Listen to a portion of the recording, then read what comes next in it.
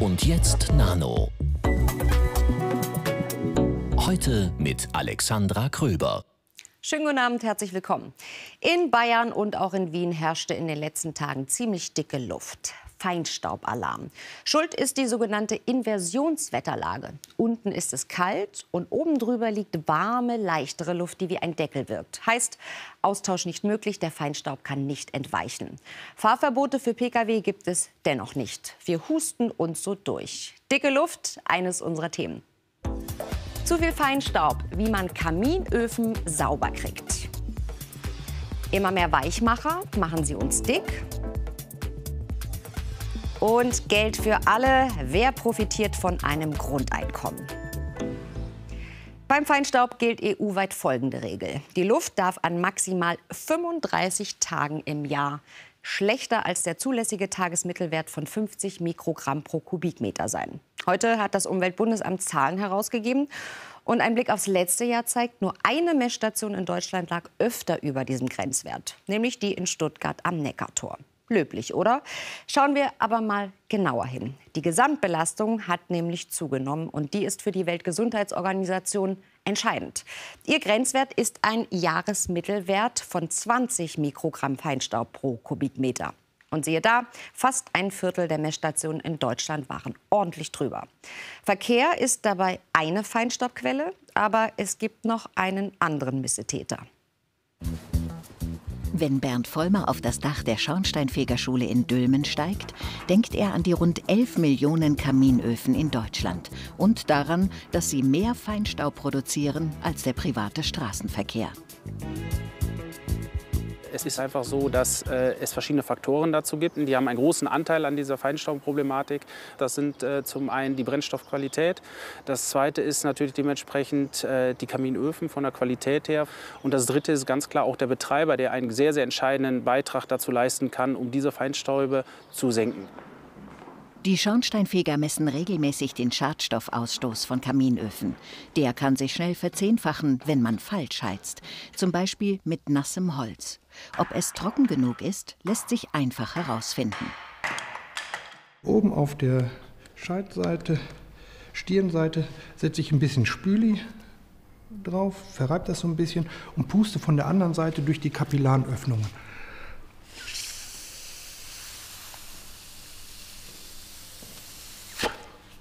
Und dann wird die Luft mit dem Spülmittel zusammengesetzt und es bildet sich ein Schaum. Und das ist ein Zeichen, dass die kapillaren Öffnungen frei sind und das Stück Holz ist trocken.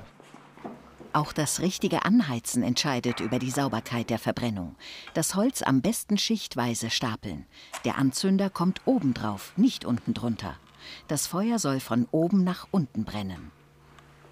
Grundsätzlich ist es so, dass man unten mittelgroße Stücke reinpackt, jetzt für die Anzündphase, oben drauf kleinere Stücke, diese auch schön eng legt und oben den Anzünder da drauf legt.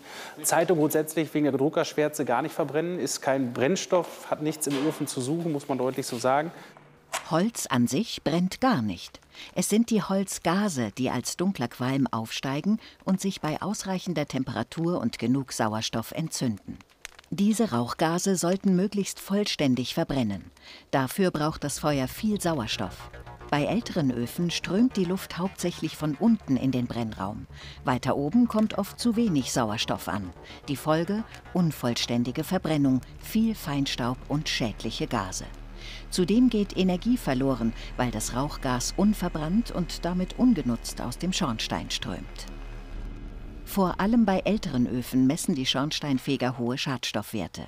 Was hier aussieht wie ein munteres Feuer, ist pure Umweltverschmutzung. Das Problem: die Luftzufuhr.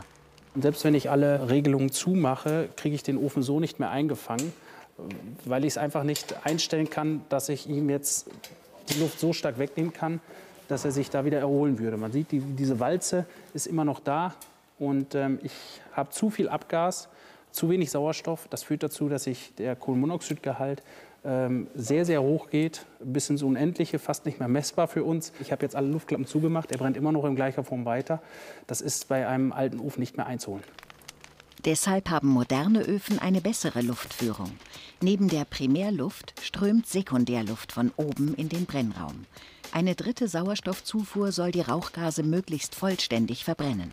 Das hält die Wärme im Haus und reduziert den Feinstaub. Doch auch der beste Ofen pustet noch Schadstoffe durch den Schornstein.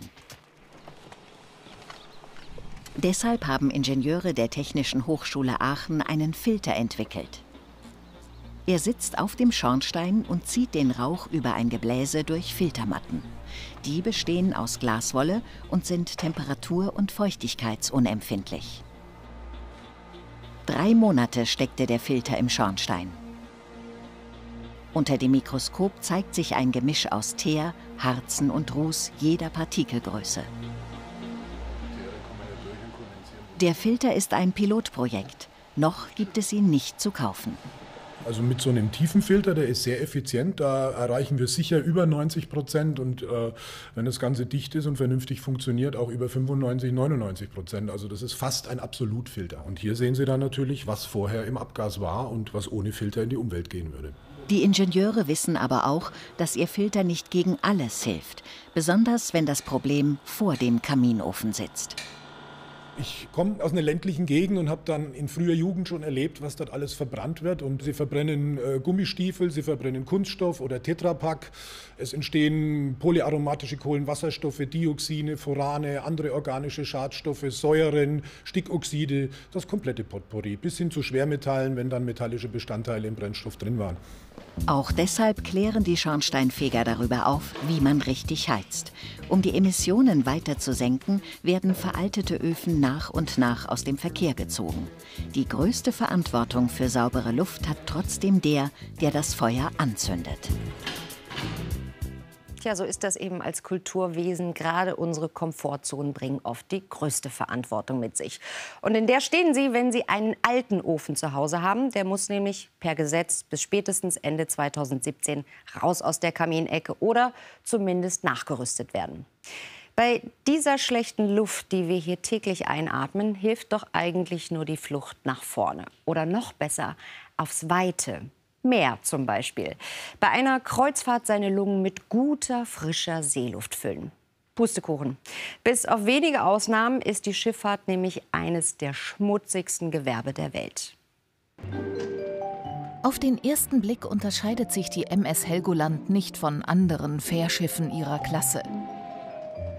Sie hat Platz für 1000 Passagiere und bis zu 10 Frachtcontainer. Auch das Interieur verrät absolut nichts darüber, was die Helgoland so außergewöhnlich macht. Und doch war sie mit 30 Millionen Euro 1/3 teurer als vergleichbare Schiffe. Des Rätsels Lösung wird erst sichtbar, wenn der Kapitän Vollgas gibt. Besser gesagt unsichtbar, denn ihre Schlote qualmen nicht. Ganz im Gegensatz zu denen herkömmlicher Schiffe. Die stoßen ein extrem gesundheitsschädliches Gemisch aus Schwefeldioxid, Stickoxiden und Ruß aus. Und das hinterlässt in der Atemluft giftige Spuren. Diese Spuren zeichnen Volker Matthias und Andreas Weigelt am Hamburger Elbufer regelmäßig auf. Die empfindlichen Instrumente dieser Messstation registrieren laufend die Schadstoffbelastung in der Luft. Jedes vorbeifahrende Schiff bringt das System an die Anschlagsgrenze. Wenn man weiß, welches Schiff zu welcher Zeit vorbeigekommen ist, noch die Windrichtung und die Windgeschwindigkeit mit dazu nimmt, kann man wirklich zuordnen, welcher Peak von welchem Schiff kommt. Und das, obwohl Schiffe auf dem Weg zum Hamburger Hafen seit 2015 nur noch vergleichsweise sauberen Treibstoff verbrennen dürfen. Maximal 0,1% Schwefel darf der enthalten. Klingt sauber, ist aber immer noch 100-mal mehr als im normalen Autodiesel. Zu regelrechten Dreckschleudern werden die Ozeanriesen dann aber auf hoher See. Denn da dürfen sie den billigsten und giftigsten Kraftstoff verbrennen, den es überhaupt nur gibt. Das ist das sogenannte Schweröl, eben auch mit einem relativ hohen Schwefelgehalt. Und das ist eben auch so dickflüssig, dass es sonst kaum noch eine Verwendung hätte. Das heißt, das ist wirklich ein Rückstandsöl, das, was am Ende übrig bleibt. Und Sie können sich vorstellen, da ist eben alles drin, was sonst auch in dem Rohöl noch drin wäre. Da ist also der Schwefel drin, da sind viele Partikel drin, da sind Metalle drin. Und wenn Sie das verbrennen, dann gelangt das eben alles am Ende in die Atmosphäre und verbreitet sich auch in der Atmosphäre. Und das verursacht dann auch einen großen Teil der Schadstoffe, die wir finden können und die wir messen können. Seit Jahren werden die Daten über die Schadstoffbelastung aus verschiedenen Messstationen ausgewertet. Zusammen mit Wetterdaten haben die Wissenschaftler daraus Simulationen errechnet, die eine dreckige Tatsache offenbaren. Die Schiffsabgase ziehen nicht nur weit landeinwärts, sie werden dort sogar noch gefährlicher. Denn Stickoxide aus den Schiffsdieseln reagieren mit Luftschadstoffen aus der Landwirtschaft. Wir sehen die Wechselwirkung der Schadstoffe aus den Schiffsemissionen mit landwirtschaftlichen Emissionen. Und dadurch führt es sich, sieht man hier im Ärmelkanal und eben auch über Holland, besonders hohe Konzentrationen, weil die Stickoxide mit den Ammoniakemissionen aus der Landwirtschaft zusammen die Feinstaubbildung ganz stark befördern. Feinstaub, der sich zusätzlich zum Ruß aus den Schiffsschloten bildet und der nicht nur in Küstennähe die Luft verpestet. Wir haben gesehen, dass gerade die Feinstaubbildung doch sehr weit landeinwärts reicht. Dass es also sich nicht auf den Küstenstreifen beschränkt, dass es 500 Kilometer weit gehen kann. Dass wir in Norddeutschland zum Beispiel auch vom Ärmelkanal beeinflusst sind oder dass wir in Mitteldeutschland von der Nordseeküste beeinflusst sind.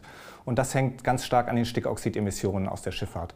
Und wenn man da etwas tun will, dann heißt das eben Katalysatoren einbauen oder eine andere Technologie, Antriebstechnologie zu wählen, wie zum Beispiel Flüssiggas, das doch erheblich zur Reduktion bei Stickoxiden beitragen kann.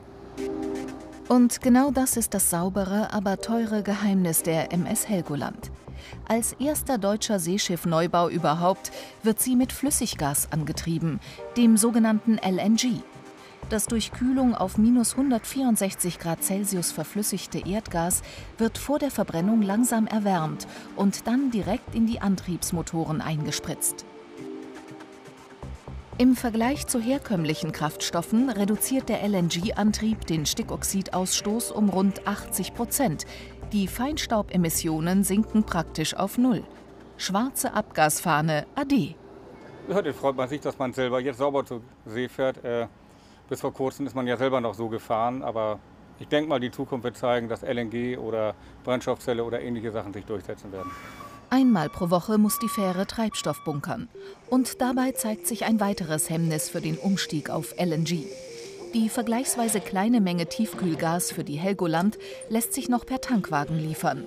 Eine effiziente und flächendeckende Infrastruktur zur Betankung von Großschiffen aber müsste erst aufgebaut werden. Und die Flüssiggassicherheitsvorschriften sind streng, auch wenn der erste Offizier der MS Helgoland die Explosionsgefahr für eher gering hält. Wenn man jetzt Benzin tanken würde, ist das wesentlich gefährlicher. Es ist flüssig, es verdampft sehr schnell und mit einem kleinen Zündfunken könnte man da schon eine größere Katastrophe auslösen. Und das ist bei dem Gas halt nicht so, weil das halt tiefkalt ist und in dem Sinne auch noch bearbeitet werden muss, damit es überhaupt zündwillig wird. Eine zündende Idee allein macht aber noch keinen Technologiewechsel.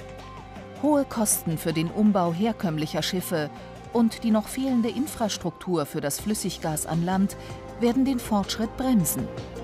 Ohne strengere Abgasvorschriften dürfte die Helgoland wohl noch länger ein seltener Lichtblick in deutschen Häfen bleiben. Warum also immer in die Ferne schweifen? Auf Helgoland soll es sehr, sehr schön sein. Eine andere Gefahr für unsere Gesundheit kommt noch perfider daher. Man sieht sie nämlich nicht. Es geht um die Weichmacher. Dass sie gefährlich sind, wussten wir schon, aber es kommt noch dicker. Und zwar im wahrsten Sinne des Wortes. Sie sind überall. In Verpackungen, in Spielzeug, in Vorhängen und sogar in Fußböden. Wir atmen sie ein, nehmen sie über die Nahrung auf. Sogenannte Phthalate oder Weichmacher. Die mehr als 800 Proben, die wir untersucht haben von Kindern und Eltern aus Leipzig, waren alle mit Weichmachern belastet. Trotzdem werden sie immer noch verwendet, um spröde Materialien weich und biegsam zu machen. Dass sie nicht gesund für uns sind, weiß man schon länger. Nun erhärtet sich ein weiterer Verdacht. Sie sollen auch dick machen. An der Uni Leipzig und am Helmholtz-Zentrum für Umweltforschung sind diese beiden Wissenschaftler dem Verdacht auf der Spur. Man wusste vorher, dass insgesamt bei einer Belastung mit Weichmachern in Kohortenstudien die Menschen dicker werden. Das war bereits bekannt, aber es war nicht bekannt, wie das in dem Organismus, in dem Gewebe tatsächlich funktioniert. Davon wissen wir jetzt mehr. Wir können jetzt sagen, dass unter dem Einfluss von Weichmachern sich die Größe der Fettzellen erhöht. Einer dieser Weichmacher heißt DEHP. Obwohl bis auf wenige Ausnahmen inzwischen bei uns verboten, wird er noch immer in Proben nachgewiesen. Mit diesem Weichmacher haben die Leipziger Forscher einen Test an Mäusen durchgeführt. Dabei wurde einem Teil der Tiere DEHP ins Trinkwasser gegeben. Bereits nach 10 Tagen zeigten sich erste Veränderungen. Vor allem die weiblichen Mäuse nahmen zu. Nach 10 Wochen waren sie um bis zu 20% dicker als Mäuse ohne Weichmacher im Trinkwasser. Für den Endokrinologen Professor Matthias Blüher ein beunruhigendes Ergebnis. Das Ausmaß der Wirkungen dieses einen Weichmachers in einer ganz geringen Dosis, muss man ja sagen, hat uns schon überrascht. Also wir sehen eine deutliche Vermehrung der Fettzellen. Wir sehen auch eine deutliche Tendenz, dass die Fettzellen mehr Zucker aufnehmen können. Dadurch wurden die Tiere auch dicker. Und das könnte natürlich auch auf den Menschen übertragen eine Rolle spielen. Um den Mechanismus besser zu verstehen, wurde im nächsten Schritt das Blut der Mäuse untersucht. Erstmals konnten die Wissenschaftler dabei zeigen, was Weichmacher bewirken. Gelangen sie in den Körper, werden sie über das Blut verteilt und kommen schließlich in die Leber. Hier werden sie normalerweise abgebaut und dann ausgeschieden. Sind aber zu viele Weichmacher im Blut, können sie in die Fettzellen des Körpers gelangen. Dort werden sie über spezielle Rezeptoren in den Zellkern durchgelassen, setzen sich auf die DNA unserer Erbsubstanz und verändern deren Funktionsweise. Der Stoffwechsel stellt sich um. Die Forscher vermuten, dass andere Weichmacher eine vergleichbare Wirkung haben könnten. Zusammenfassend kann man sagen, dass wir herausgefunden haben, dass die Exposition mit Weichmachern das Hormonsystem der Tiere beeinträchtigt, aber auch den Entzündungsstatus und den Insulinspiegel beeinflusst. Können diese schädlichen Wirkungen auch bei uns Menschen passieren, wenn wir mit Weichmachern in Kontakt kommen? Hinsichtlich des Zucker- oder Fettstoffwechsels unterscheiden sich Mäuse zum Teil vom Menschen. Aber die Ablagerungsmechanismen und mögliche Hormonwirkungen solcher Weichmacher und Umweltkontaminanten kann man durchaus vergleichen. Aus Untersuchungen weiß man, dass besonders Kinder und Jugendliche empfindlich reagieren. Bei Jungen wurde ein erhöhtes Risiko, unfruchtbar zu werden, festgestellt. Daher gilt für einige Weichmacher wie DEHP bereits seit 2007 ein Verbot. Da sie fettlöslich sind, dürfen sie nicht mehr in Verpackungen für fetthaltige Lebensmittel verarbeitet werden. Seit Februar 2015 gilt für weitere Stoffe ein generelles Herstellungs- und Verwendungsverbot. Für andere wurden Grenzwerte eingeführt. Doch das ist keine Lösung, denn Weichmacher sind nach wie vor fast überall. Wir sind in der EU sicherlich vorbildlich, was die Bewertung von Chemikalien angeht, aber das hat nur begrenzten Sinn, wenn 80% der Produkte heutzutage aus dem Ausland kommen. Auch die Industrie verwendet jetzt Ersatzstoffe, von denen aber auch nicht gänzlich geklärt ist, ob die nicht auch ähnliche Wirkung haben. Die lange Haltbarkeit der verbotenen Weichmacher in der Umwelt macht den Wissenschaftlern zusätzlich Sorge. Noch immer werden sie bei Kindern in hohen Konzentrationen nachgewiesen. Eine Untersuchung der Urinproben von Müttern und deren Kindern hat gezeigt, die Kinder waren teils 3- bis 5-fach so hoch belastet wie die Erwachsenen. Erstmal sind Kinder noch anfälliger als Erwachsene, insbesondere für Störungen des Hormonhaushalts, weil das ja erst im Entstehen ist und deswegen Störungen im Kindesalter langfristige Konsequenzen haben kann. Kinder kommen auch eindeutig mehr mit diesen Stoffen in Kontakt, weil sie mehr Dinge in den Mund nehmen direkt und wenn sie noch am Fußboden krabbeln, ja auch kleine Abriebpartikel von Gebrauchsgegenständen, die Weichmacher enthalten können, mit der Luft aufnehmen. Wegen all dieser Gefahren fordern die Wissenschaftler die Industrie auf, schnell Alternativen zu entwickeln. Doch wie schützt man sich bis dahin vor den Weichmachern? Viele frische, unverpackte Lebensmittel sind Einweg, vor allem kein verpacktes, fettes Fastfood. Stattdessen frisch vom Markt und selber kochen. Schmeckt auch besser. Nicht jedem schmeckt es, dass die Anhänger der Sozialistischen Partei Frankreichs Benoît Hamon am Sonntag zu ihrem Präsidentschaftskandidaten gewählt haben. Zu radikal. Auch weil er sich einem Thema widmet, an dem sich schon lange die Geister scheiden. Das Grundeinkommen. Hamon will nämlich jedem Franzosen 750 € im Monat garantieren. In Finnland gibt es seit diesem Jahr schon ein Grundeinkommen, zumindest für einige. Und in Deutschland kann man eins gewinnen. Valerie Rupp, junge Mutter, selbstständige Innenarchitektin, eine Doppelbelastung. Und das als Berufseinsteiger. Doch im Gegensatz zu anderen konnte sich Valerie quasi in Ruhe selbstständig machen. Denn vor einem Jahr hat die junge Familie ein bedingungsloses Grundeinkommen gewonnen. Auch als Noah auf die Welt kam, war unser Konto leer. Da ging einfach gar nichts. Und durch dieses Geld jeden Monat, ja, wir haben halt Entscheidungen treffen können für uns.